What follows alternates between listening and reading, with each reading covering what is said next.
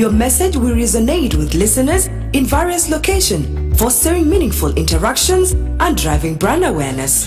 Comprehensive coverage with stations in strategic locations like Reng, Malakal and Baliet. iRadio offers comprehensive coverage that reaches both urban centers and remote areas. Your partnership with iRadio ensures visibility across a wide geographic area.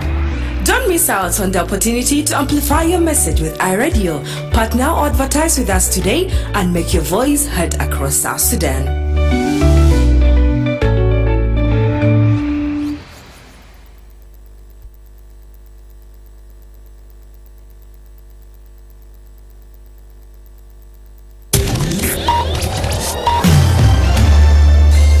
Live from Juba, on air and online. This is iRadio News.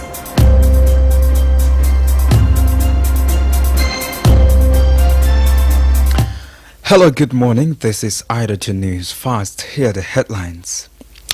The Deputy Presiding Bishop of the African Inland Church, AIC, Martin Moga, has confirmed that Reverend Christopher Marang was shot and killed last evening in Juba by unidentified armed individuals.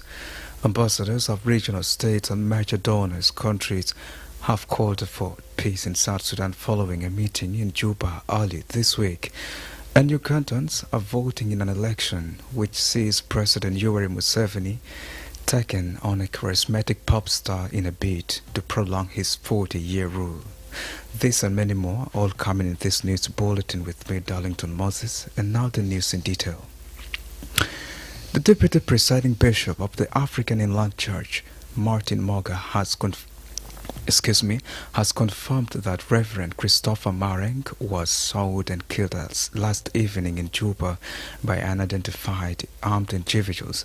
This, according to Bishop Moga, occurred at around 7:30 p.m. at his residence in Juba suburb, where assailants stormed Reverend Marang's home and opened fire, killing him on spot. The motive of the killing is unclear. However, the AIC leadership has said it will provide further details this morning. This is a developing story. More details will follow. Ambassadors of regional states and major donor countries have called for peace in South Sudan following a meeting in Juba early this week. The diplomatic corps shared grave concerns about the state of peace and stability in the country on Tuesday.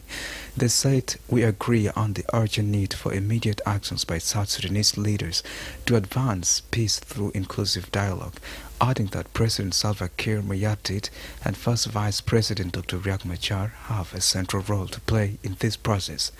The ambassador said constructive engagement, compromise and sustained dialogue are essential to prevent further deteriorations of the political and security situations.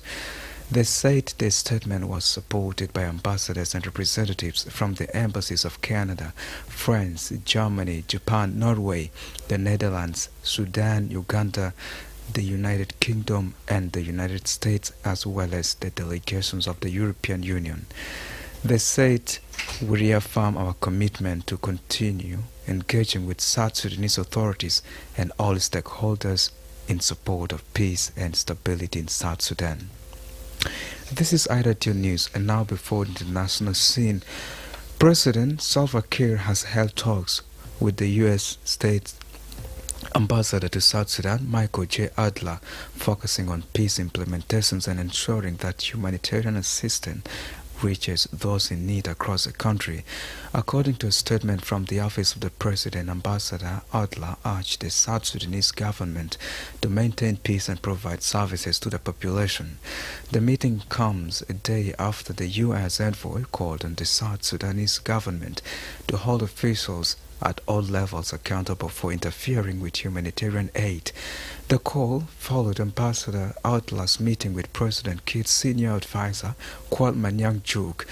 The discussions followed the suspensions of U.S. humanitarian assistance in Ayot County, Jonglei State, on January 8, 2026. The United States Ambassador and the embassy has also announced a review of assistance in Western Bahr el Ghazal State after few days.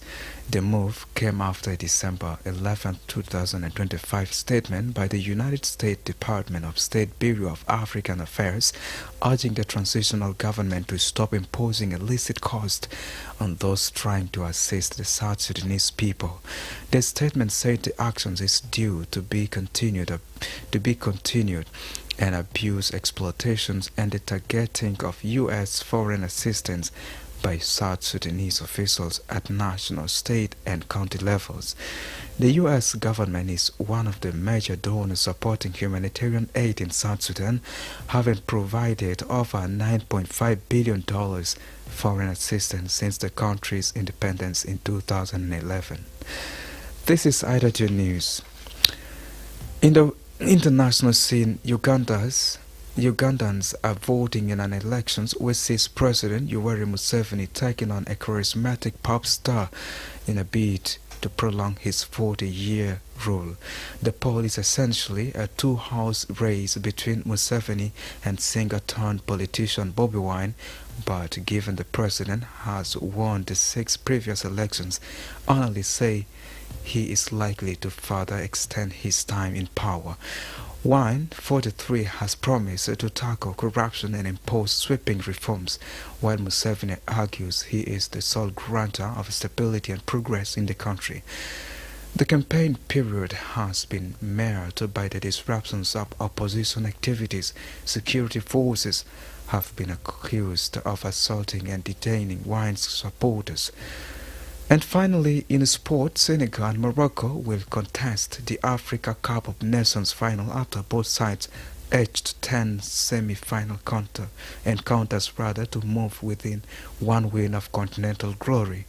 Host Morocco survived a nervy night in Rabat, seeing off Nigeria 4-2 on penalty to reach the final of the 2025 Africa Cup of Nations.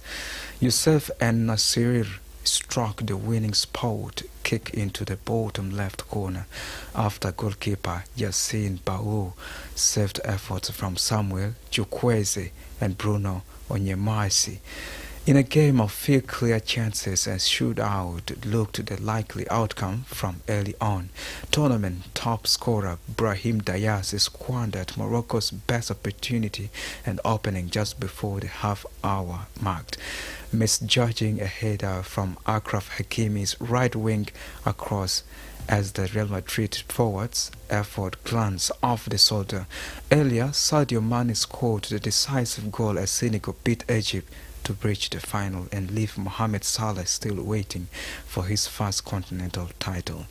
This is IRadio News, and now to end this bulletin, let's have the recaps on the top stories once again.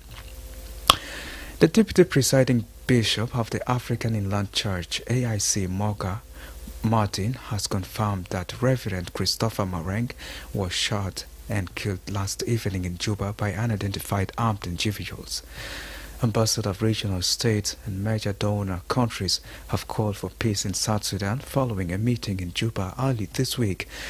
And finally, Ugandans are voting in an election which sees President Yoweri Museveni taking on a charismatic pop star in a bid to prolong his 40-year rule in power. This is IRadio News. That's the end of iRadio Morning News. If there's a story or an event you'd like iRadio to cover or report about, please send us a text message on +211 925 287 870. It's also a WhatsApp number. Follow us on X at iRadio Juba. Like our Facebook page, iRadio. Subscribe to our YouTube channel, iRadio South Sudan.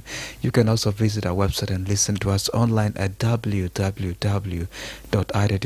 Stay tuned for news in Arabic. At the top of the hour, I am Darlington Moses. Thanks for listening.